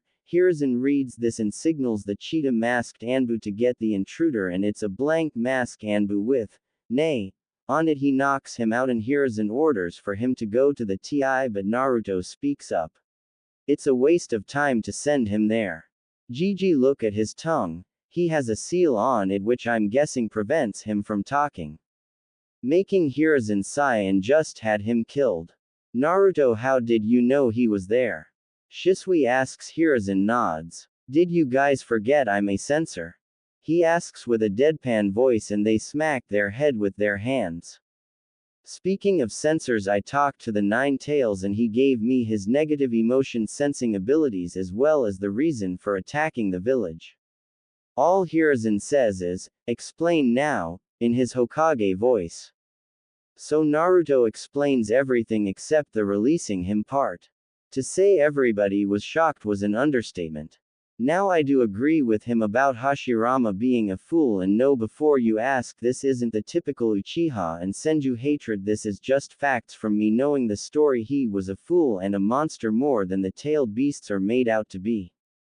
He knew Madara was controlling the Kyuubi, but still, even after his control was released, he held him down with his Mokudan abilities so Mito can seal it in herself. Then she had the nerve to tell it to behave. Same goes for Kushina, but I can't really blame her since she was told Midas' feelings on the Kyuubi. They say treat a Jinchuriki with love, yet they treat the best like crap. Hashirama was a monster for hunting them down while they haven't done anything and just gave them away. He knew what the villages would use them for, but he let his naiveness take over and did it anyway. The blame for these wars and hatred between the villages can be blamed on him as well. After that they are in silence until Shisui spoke up again and said they had to get training, leaving Hiruzen to his thoughts. Training field. Okay Naruto, we have a year and 3 months left before you begin the academy, so we are going to start training you at low mid-chunin level. He pulls out a set of weights that weigh about 15 pounds each. Put these on. These will help with your body conditioning as well as your speed. I got these from a Konoha taijutsu specialist. I hope you never have to meet him yet. Anyway, we are going to continue to work on your taijutsu and chakra control. However, we will be working on maturing your Sharingan. You still have 1 tomo in your right eye and 2 in your left, but that is because I trained you to not rely on them. Now we will work on them until they mature. I can feel you are almost at 2 tomo in each eye, so you might get that today after the training we go through. We will also be working on your ninjutsu, and if your Sharingan matures before time is up, I can teach you some Sharingan genjutsu. He explains, getting a nod from Naruto, and pulls out a slip of paper. This is chakra paper to tell you your natural element for ninjutsu. If it cuts, it's wind. If it burns, it's fire. If it gets soggy, then it's water. If it crumbles, it's earth. And if it crinkles, it's lightning. Now channel some chakra through the paper so we can get started. Naruto does in both are shocked. The paper cuts into 4 pieces, however one is shredded to tiny pieces, another crinkles so much that it is a small ball, but you can see currents flowing if of it. The next piece just turns into water like it came out of the air, and the last one burned, but the color of the fire was blue instead of the normal color. They stand there in shock at what happens. They look at each other and can only say one thing. Holy shit. After getting over the shock of the results, Shisui gains a psychotic look on his face. Now Naruto, the real training begins. First things first, I will be teaching you the substitution jutsu, the Henjan clone jutsu. However, we may have to use a different clone because of how dense your chakra is due to the Kyuubi chakra leaking into your system, so instead of a regular clone you will use the shadow clones. He says, but I want you to practice hand signs before anything. I'll show you them. After he shows Naruto the hand signs, he tells him to practice them for 3 hours until he can do them without looking at his hands. He was expecting Naruto to take the full 3 hours to do them, however he had them down in an hour and used the remaining 2 hours to focus on his speed. He got his hand sign speed to a low genin level, which was good for him at his age. Okay Naruto, it's time to practice the jutsus I told you about. Now first the substitution jutsu. After 2 hours of practice, Naruto got the henge and substitution jutsu down, however due to his dense chakra his henge was solid and even came up with ideas for this jutsu with a evil gleam in his eyes which actually scared Shisui, but Naruto promised not to use it on him. Now for the shadow clone jutsu. The difference between these clones and the regular clones are these ones are solid and can move, however it takes just one punch to defeat them. The regular clones are basically a form of genjutsu, you can just wave your hand through them and it will disappear. Now let's get started on the shadow clone jutsu. He demonstrated the hand signs to Naruto and told him to practice. He was in for a shock when it took Naruto only 30 minutes to get the jutsu down. Naruto, it's been 5 hours, so go have lunch and meet me back here at 2 o'clock. Shisui says. Naruto hurried over to his favorite ramen stand where he sees Choji and Shikamaru eating. Choji, Shikamaru, how's it going guys? It's going good Naruto, I can eat food and take a nap here without my mom yelling and nagging me like this at home. Shikamaru replies while muttering troublesome mothers, getting a laugh from Naruto. Choji, what about you, anything new? Naruto asks. No, not really, I've just been hanging out with Shikamaru. Choji said. You guys have been hiding from Ino, haven't you? He asks. Choji replies. No, we invited her but she and her mother are hanging out with Sakura and her mother today. I see. Well, I'm hungry. Hey Ayame, hey old man Tuki, can I get 5 bowls of miso ramen with extra toppings? He asks. Sure thing Naruto, coming right up. Tuki replies as Ayame finishes taking his order, however Tuki goes to make the food as Ayame is running the register today, so she stays back but goes around the counter to give little brother figure a big hug. So Naruto, how've you been? We haven't really been seeing you around as much as usual. Nothing much Ayame, I've just been hanging out looking at the clouds and reading some books. He replies only to get hit in the head with a ladle, wondering where it came from. He looks at Ayame, who has a sickly sweet smile on her face that promises pain. But for some reason he can see the death god behind her. Naruto, you haven't been reading those orange books again, have you? She asks. Leaning into his face, he shakes his head frantically, looking for Choji and Shikamaru, who seem to have disappeared from the ramen shop. No, I'm not, I swear it's a book on the previous Hokages and some minor thing I should learn at the academy, I swear. He replies, scared out of his mind right now. Ayame stares at him for some more time, be backing off. Okay. She says like nothing happened. Tsuki comes out the back with his ramen, seeing a scared Naruto and a smiling Ayame humming at the cash register counting money. He just shakes his head and doesn't ask any questions, just hands Naruto his ramen. However, Ayame notices something. Naruto, where is your necklace you always have on? I took it off so I don't lose it during training. It's the only thing I have to remind me of Samui-chan, so I just take it off and place it in a storage scroll for safekeeping. He says while eating. They chat some more until Naruto realizes he only has 15 minutes to get to the training ground.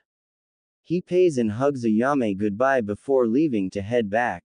On his way he realizes he is being followed, so he takes to the alleys and loses his pursuer but keeps his sensor abilities sharp and can sense anything within 200 feet of him that is following him. He makes it to the training ground, sees Shisui standing there waiting for him. Good, now that you're back we have 6 hours left, so I want 30 laps around the training ground, but do not take your weights off. After that we will be sparing taijutsu only. I will be moving at mid-chunin speed to try and advance your Sharingan. Now get moving. Naruto says nothing but takes off running, and 1 hour later he is done with his laps and sees Shisui running towards him at mid-chunin speed, so he activated his Sharingan and prepares for the fight. He just manages to block the punch Shisui throws at him and throws a kick towards Shisui, who blocks as well. They break apart and settle into their fighting stance, Shisui in his interpreter stance and Naruto in his Kame stance. What follows next is just an all-out taijutsu fight that would make a certain green jumpsuit wearing Jonin would want to take Naruto on as a student. Despite Naruto not being used to moving at Chunin speeds, his Sharingan makes it easier for him to follow. Every time Shisui would throw a punch or kick he would block or dodge while striking at Shisui's opening, but it would be blocked by Shisui. Unknown to Naruto, Shisui is purposely leaving openings to gauge if Naruto would see them, and to his surprise he does see the openings and takes them, but what has him impressed is while Naruto strikes at his openings he is making sure to keep his guard up. However, as the fight progresses Naruto does gain his second tomo in his right eye, however he gets so into the fight that he is only focused on him, a Shisui sparing. Unknown to him, his Sharingan turned silver while keeping the tomo in his eyes, and he begins dodging Shisui's punches and kicked. Even better, Shisui sees this and knows he has to end it now before Naruto's body starts to strain itself to hard. So he shunsins behind him and gives him a chop to the neck, knocking him out. He picks him up and sits him under a tree to get some rest. He notices they still have about 2 hours left, so he waits to see if Naruto will wake up in time so he can teach him a jutsu that every Uchiha must know. To his surprise, Naruto wakes up only an hour late and realizes his bruises are gone. Must be the fox's healing ability, he thought. Naruto, come over here, it's time to teach you a new jutsu that you must know as an Uchiha. He gets a nod from Naruto and they head over to a giant pond located deeper into the training ground. So Shisui, what jutsu are you teaching me? He asks. Turn on your Sharingan and watch, he says. Naruto does as told as Shisui goes through the hand signs and says, Fire style. Fireball jutsu. He breathes out a huge fireball and Naruto can feel the heat coming from it. I can make it bigger, however that size I did is the size you need to be able to pass the test and become considered a true Uchiha. Now you have 45 minutes to practice this jutsu before I end training, and as you know I can't help you with this, you must do it on your own. He says, getting a nod in response. Naruto walks to the edge of the pond and begins to practice. He slowly goes through the hand signs and calls out, Fire style. Fireball jutsu. What comes out is what you would call pathetic if you can say a small stream that makes a barely recognizable fireball, but unlike Shisui's, Naruto's flames were blue due to his unusual fire affinity. Naruto was expecting to see Shisui laughing, however he had a straight face on and Naruto could see a small side of disappointment in his eyes. Naruto sees that he has gained a look of determination and does the jutsu again. Fire style. Fireball jutsu. This time the jutsu was not the right size, however it was close to half the size of Shisui's. Naruto seeing this gains a proud look on his face as he finds out the problem: he isn't using the right amount of chakra and isn't letting it build up properly. He practices a few more times before Shisui calls for an end of training. Naruto was able to get his fireball to half the size of Shisui's fireball and knows he needs maybe 2 more days of training this jutsu to get it down. Alright Naruto, that's it for the day. I have something to do tomorrow, so you have the day off, you can do whatever you want. He says, but pauses when he sees the evil gleam in Naruto's eye and knew what it meant. Somebody was getting pranked, which meant a headache for him and the Hokage. Despite Naruto being extremely mature for a 6-year-old, he still has his immature moments, which Shisui finds funny. I know that look, and please keep it to a minimum for me, that's all I ask. He says. All he gets is Naruto walking away giggling evilly, causing Shisui to inwardly cry at the problem Naruto is about to cause. Meanwhile, a certain old man who is relaxing reading his favorite orange book gets a shiver down his spine and narrows his eyes. Something tells me I'm gonna regret waking up tomorrow, he thought. Oh, how right he was. Next morning could be described as total chaos. All shops were covered in bright orange paint, feathers, and somehow filled with cats. And most, not all, of the Anbu has their gear turned pink with rainbows on it. The only shops that were not a wreck were the ones in the red light district and the Ichiraku ramen shop. So when Hiruzen woke up this morning, imagine how he felt when he opened the door to his office and seen stacks and stacks of paperwork as tall as him. If that wasn't enough, his secretary came in and told him the council has called an emergency meeting. All he could do is break down and cry. Why did Kami have to put him through this? It wasn't fair. His secretary can only shake her head at this in pity. Sometimes she feels sorry for him, but then realized all that paperwork had to go through her first, so it was all in her office before he came in. Council chambers. Hiruzen walks in with a depressing storm cloud over his head, causing some of the shinobi council to snicker at this, and while some felt pity for him, with a sigh he very reluctantly starts the meeting. Okay, who wants to go first? He asks, already knowing why the meeting was called. A fat merchant stands up and speaks. Hokage-sama, this is an outrage. Somebody has broken into my bakery, put laxatives in my baking ingredients, and covered the shop in paint. Another stands up. Every single shop in the village minus the red light district and that ramen shop were hit.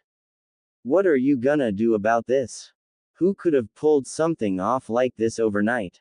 Suddenly everybody cringed when a certain pink-haired merchant spoke up. I bet it was that damn child. You should have let us kill him when we had the chance.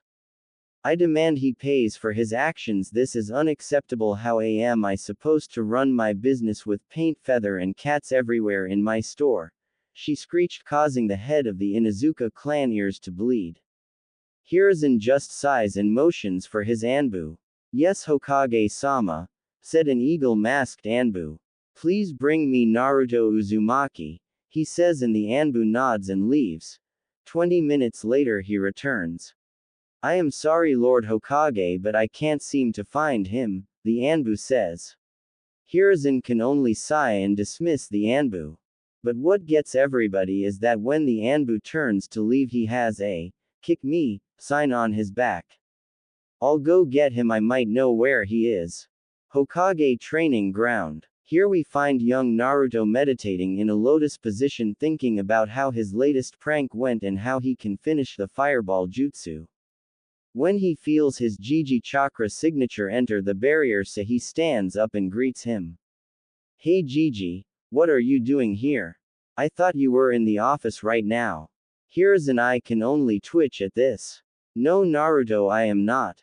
I'm in the middle of a meeting with the council and I need you to come with me. He doesn't give Naruto time to respond and just grabs him a shunshuns to the chambers. Council chambers. He and Naruto arrive and then shouting starts, however Hiruzen shuts them up with key so he can speak. Now Naruto, the civilian council is charging you with destroying property and breaching security throughout the entire village last night as well as attacking an Anbu officer. How do you plead? Not guilty, Naruto replies with a straight face. Liar, we know it was you. Who did this just because you have no parents and nobody to love you doesn't mean you can destroy our stuff, you little shit, I want him dead. The same pink-haired lady screeches again, causing everyone but Naruto to cringe, who wasn't even paying attention. He was too busy thinking about what kind of ramen he would eat later. Mebuki, please stop yelling, you've already caused the Inuzuka clan head ears to bleed any louder and you may kill her due to scrambling her brain, and that can get you executed. Now as for Naruto's charges, the death penalty isn't even needed. If anything, he would have to pay a fine for the damages and do community service since he is a minor. He explains. Now Naruto, how do you respond to this? He gets no reply. He looks at Naruto, who is just staring off into space, and snaps his fingers in his face, getting his attention. Did you say something? Causing everyone to sweat drop and wonder if he met Kakashi before, while a gray gravity-defying haired shinobi sneezed. I asked how do you respond to what Mebuki said. Naruto, not hearing what she said, simply says. Do you have any evidence that it was me? Well, does anybody have any evidence or proof that it was him? Hiruzen asks. Well, no, but it was him, we know it was, said one merchant that refused Naruto's service when he entered his shop. Wait, so you mean to tell me that the entire village was pranked overnight? He gets a nod from Hiruzen. So you all blame me, a 6-year-old, for doing all this? I mean, seriously, I'm 6, how could I possibly do all this overnight? It doesn't make any sense. I mean, I know you all don't like me, but man, this is low even for you guys. He says with a fake hurt expression, but nobody can tell it was fake, not even the shinobi and elders could tell. Well, since nobody has any evidence that Naruto did it, the case is dismissed. Hiruzen says, secretly wondering how Naruto did it. What, Hiruzen, this is an outrage, you know he did it. This boy is nothing but trouble. Yelled Kaharu. Hey saggy tits, I didn't know you would be here, how are you doing? What's up, one-eyed pedophile and cool old man? He says, getting 2 out of the 3 elders to bristle in anger, while the Inuzuka clan head lost it and started howling with laughter. That is too damn funny. She says while banging the table, getting snickers from the Yamanaka, Nara and Akamichi clan heads, while the Hyuga and Uchiha clan heads have their normal blank faces on. Can I go now, old man? I'm hungry. Naruto said. He gets a nod from the Hokage and walks out, but if you looked you could see that he had a smug look on his face, knowing he got away with it. Later we find Naruto at the Hokage's training ground practicing his fireball jutsu. It's been 2 hours since his meeting with the council. After a quick stop at Ichiraku's, he only stayed for 30 minutes and ate 13 bowls. He came to train his taijutsu and his ninjutsu. He wanted to perfect the fireball and felt he was close. So here he is after an hour and 15 minutes of trying. Naruto feels like this time he has it. He takes a deep breath and exhales and starts going through the hand signs. Fire style. Fireball jutsu. Out comes a huge blue fireball 3 times the size of the one Shisui showed him. He looked at it and was proud that he mastered it faster than he thought. He was cut off by the sound of hands clapping. He turns around and sees Shisui with a proud smile on his face. Good job on the fireball, Naruto, you are officially worthy of wearing the Uchiha symbol now. So other than that, I know I said you had the day off, however now I'll start working on maturing your Sharingan. He says. Shisui, you mentioned maturing the Sharingan, but is there a level above the 3 Tomo Sharingan? Naruto asks, causing Shisui to freeze. Should I tell him about the Mangekyo? I don't want him to try and gain just for the power and drive him crazy. He looks at Naruto and sees him playing with some foxes that usually hang around the training ground. He smiles at how pure-hearted Naruto is despite everything he has been through. He decides to tell him about the Mangekyo Sharingan. Naruto, come here. Naruto walks over with the pack of foxes he was playing with and sits down while they lay down next to him while the smallest climbs in his lap. Okay, you asked if there is a level above the 3 Tomo Sharingan, and the answer is yes, there is. He activates his Sharingan, but what shocks Naruto next is his 3 Tomos spin and morph into a 4-sided shuriken pattern in both eyes. This is called the Mangekyo Sharingan, the 4th stage of the Sharingan. To unlock these eyes, you must see your best friend or somebody extremely close to you die. The rush of emotions triggering something in the brain causes a surge of chakra to go into your eyes, thus causing the Mangekyo to activate. But these eyes come with a price. The more you use them, the light in your eyes deteriorates, causing the person to go crazy and eventually they go blind. However, there is a way to avoid blindness. You must replace your eyes with a family member of yours to retain eternal light. However, this information is not known by anyone but me, and I am trusting you to keep this information to yourself. Not even the Hokage knows this. Can you keep this a secret for me? He deactivated his Sharingan and got a yes in return from Naruto.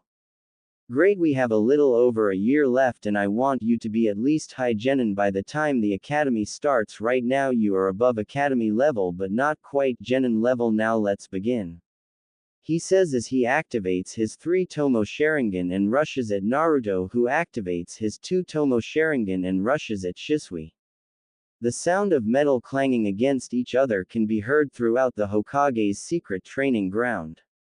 If you look close, you can see Shisui and Naruto fighting with taijutsu as well as using kunai and shuriken. It's been 3 months since Naruto mastered the fireball jutsu and so far has only done the nature manipulation for fire and water. However, he doesn't know any water ninjutsu yet.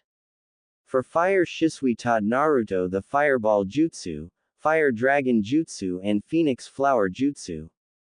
Originally, Shisui wanted Naruto to be a mid to high genin when he reached the academy, but at the rate Naruto was growing faster than he thought, at this rate Naruto would be high chunin by the time the academy starts. His taijutsu, due to the constant sparring, is at low mid chunin level with his Sharingan and high genin to low chunin without it. Speaking of his Sharingan, the 7-year-old finally matured his Sharingan when 3 rogue Chunin tried attacking him while he was out in the forest during a morning run before meeting Shisui. He was on his last lap when he sensed them. They came at him from different directions. He had no choice to use his Sharingan. He was doing good, however he just ran 49 laps, so he was tired. Just as he was about to pass out, he was saved by Shisui, who knocked them out before turning them in. However, the biggest leap for Naruto was his Fuinjutsu. He went from level 4 up to level 7. He could now create barriers, blood seals and chakra suppression seals. He hasn't talked to the Kyuubi, however he understood why the fox didn't want to talk. It was waiting for Naruto to become worthy enough to know his name. However, what Naruto didn't know, he was closer than he thought. His genjutsu would never work without his Sharingan due to how dense the Kyuubi chakra made it. However, he could detect and break up to high B rank genjutsu and higher rank with his Sharingan. He was broken out of his thoughts when Shisui landed a punch to his gut, knocking the wind out of him. Good spar, Naruto. Now we have 1 year left and I will teach you some Sharingan genjutsu and wind manipulation. I don't have any lightning or water jutsus in my arsenal, however I'm sure your month we left you some water ninjutsu in that scroll of hers. Now another thing we will work on is your hand speed and work on cutting down the amount of hand signs you would need for a jutsu. Now do you have any questions? Shisui says. I do have a question, but it isn't about the training. He says. Okay, ask away. What's going on with the Uchiha clan? Why do they all seem so tense and on edge? I've noticed they've isolated themselves even further from the village by not allowing any non-Uchiha clan members in. And the other night I heard 2 of them talking about some kind of plan that would take place next year.